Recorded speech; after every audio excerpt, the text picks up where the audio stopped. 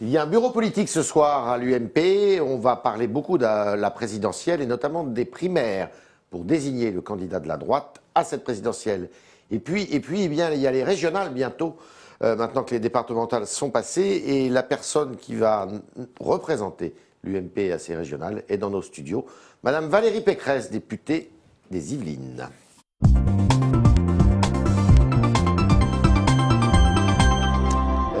Bonjour, bonjour. Bienvenue.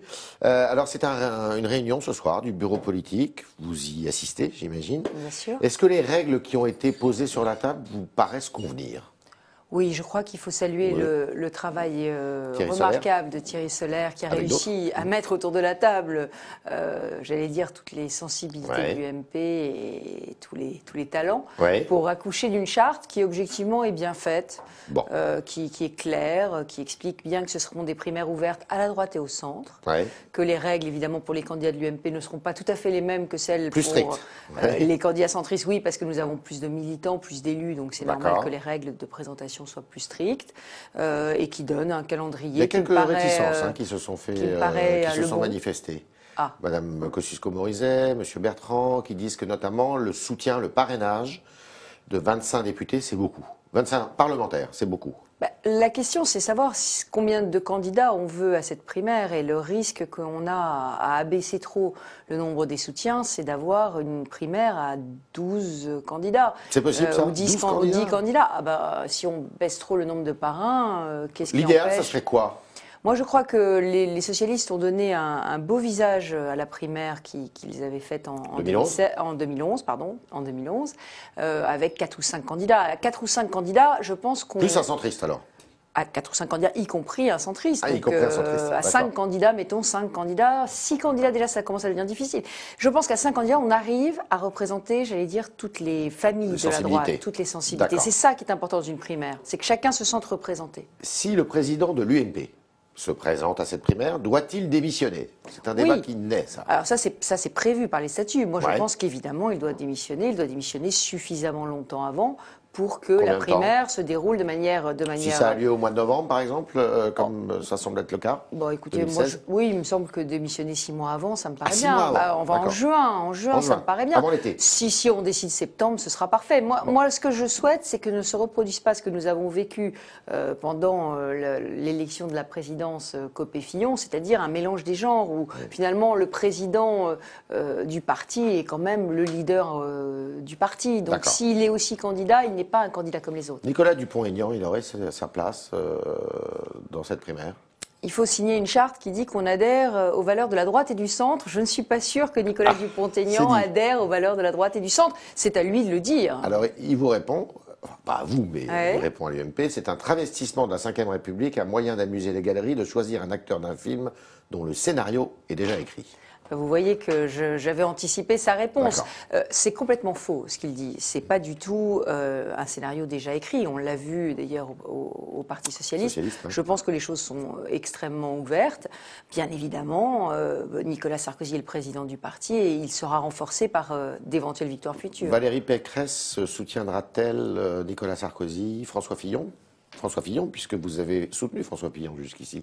Écoutez, aujourd'hui, ça n'est vraiment pas le moment de la primaire. Moi, mon rôle, vous l'avez bien compris, c'est d'abord d'essayer de gagner l'Île-de-France. On va en parler tout de suite. Oui, mais c'est important de dire que mon rôle aujourd'hui, c'est celui de rassemblement. C'est un rôle de rassemblement de toutes les sensibilités de la droite autour de moi. Et moi, je ne ferai évidemment pas d'ostracisme vis-à-vis de quiconque. Vous me tendez une grande perche.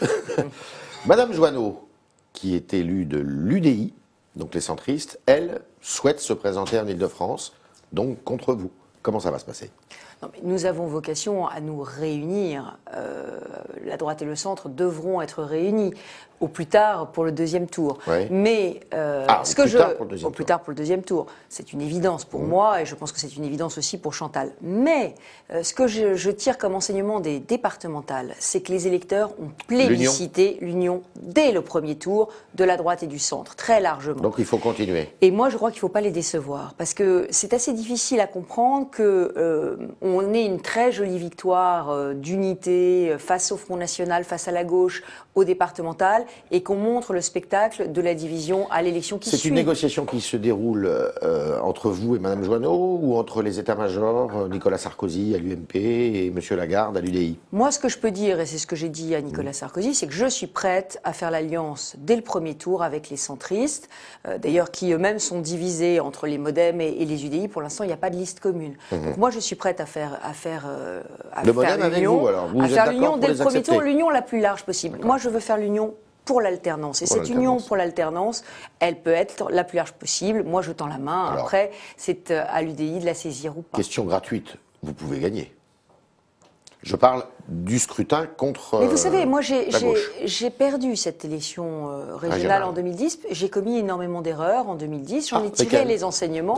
J'en ai tiré les enseignements et j'ai décidé de m'y représenter. Ça fait 5 ans que cette région est ma vie, ma passion. Elle est fracturée. Elle est en déclin et je crois qu'aujourd'hui, il faut la relever et la réparer.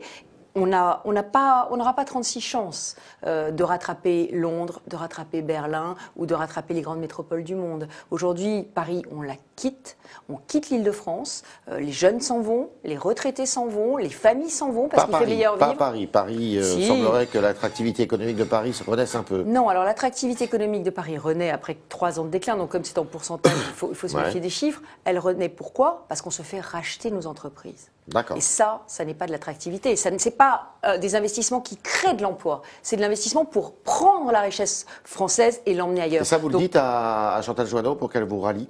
Mais je le dis à tous les Franciliens. Si vous voulez redresser cette Île-de-France, si vous voulez lui redonner son unité, parce que les fractures n'ont jamais été aussi grandes, c'est le grand échec de la gauche. La gauche s'est fait élire en disant on va réduire les inégalités. À l'intérieur de l'Île-de-France. C'est terrible. Les fractures entre la Seine-Saint-Denis et la rive gauche de Paris, entre la Seine-et-Marne, toute la ruralité francilienne et le centre, les fractures scolaires, les fractures sociales, les fractures de santé, les fractures de transport, les fractures de logement. Est-ce que des UDI pourraient, sous votre magistère, être tête de liste dans des départements? Ah ben bien entendu, si on fait l'union, on l'a fait jusqu'au bout. D'accord. Alors, petite question qui est importante. Vous êtes très attaché aux chrétiens d'Orient, enfin comme beaucoup, mais vous militez, vous êtes. Je suis la patronne du groupe d'études pour les chrétiens d'Orient que j'ai créé à l'Assemblée nationale. Alors, ce pataquès à l'intérieur de la RATP, j'imagine que vous l'avez dénoncé. Je l'ai dénoncé très vigoureusement. J'ai saisi le président Mongin dès le début. Mais moi, il y est pour quelque chose, Mongin ou... Il était au courant et il était au courant. Ah bah oui, il était au courant. C'est une décision qui s'est imposée à lui, mais néanmoins, il était au courant puisque je l'ai eu au téléphone. Mais c'est pas le président Mongin que je veux mettre en cause. C'est les autorités de tutelle de la RATP. Moi, j'ai eu honte de ce qui s'est passé. J'ai eu honte de ce qui s'est passé. J'avais saisi Ségolène Royal, j'avais saisi Jean-Paul Huchon en fin de semaine dernière, mercredi dernier. Ouais. J'avais saisi Jean-Paul Huchon, président du syndicat des transports d'Île-de-France. Voilà, exactement. Et donc, autorité régulatrice des transports. Qu'est-ce qui s'est passé ? Il y a eu une erreur absolument majeure de la RATP. Et j'avais honte qu'on place Daesh et les chrétiens d'Orient sur le même plan. Parce que, quelle a été la réponse de la RATP ? On ne prend pas parti dans un conflit. Eh bien, j'ai honte et de la décision de la RATP, mais aussi du silence très coupable de ces autorités de tutelle et du président de région. C'était le talk Le Figaro de Valérie Pécresse, candidate pour l'UMP et peut-être plus d'ailleurs, à l'élection, aux élections régionales de la fin de l'année. Valérie Pécresse qui veut et qui joue l'union comme au départemental, puisque ça a été bénéfique, et qui s'accommode très bien des règles qui ont été posées pour la primaire en vue de la désignation du candidat à la présidentielle de 2017. Merci Valérie Pécresse.